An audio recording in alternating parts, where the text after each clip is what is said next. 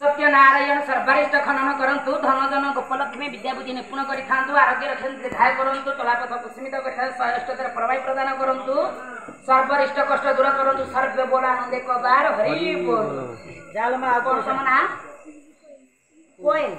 collar Satyanarayan सर्वरिष्ठ खनन करंतु मंगल करिथा जसोसी करंतु भल पाठ सर्वरिष्ठ खनन मोर बट चाकरी करू मालो मुंडिया मार आ पैसा ता घर आनिबू आ तुम ना कोन एठी विपाशा बोले खाइछि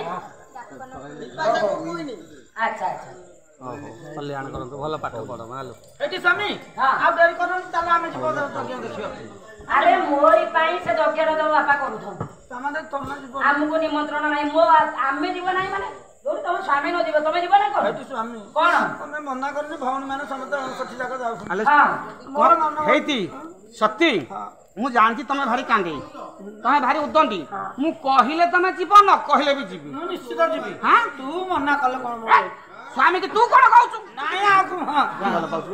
स्वामी के तू कोन कहउछु मु हेती की भल पेउती बोली ना तू कहू सती ना कोन